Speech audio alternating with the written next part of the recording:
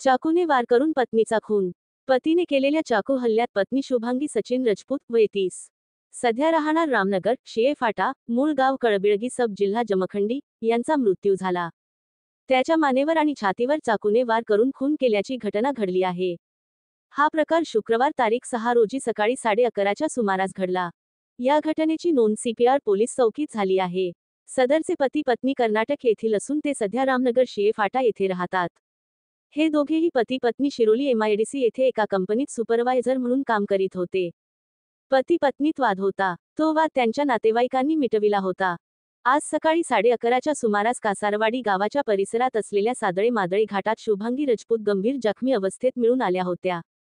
घटनेची माहिती शिरोली एमआयडीसी पोलिसांना समजताच शिरोली एमआयडीसी पोलीस ठाण्याचे सहाय्यक पोलीस निरीक्षक एस.बी. कोळी, होमगार्ड रोहित लोखंडे, पवन चेंचरे, स्वप्निल, सोहेल नायकवडे आणि धनंजय कांबळे यांनी घटनास्थळी जाऊन पंचनामा करून जखमीला उपचारासाठी 108 रुग्णवाहिकेतून सीपीआर रुग्णालयात दाखल केले असता तिचा उपचारापूर्वी मृत्यू झाला।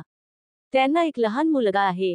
सदर आरोपी सचिन राजपूत हा स्वतः सोलापूर पोलीस ठाण्यात हजर झाला असल्याची माहिती मिळाली।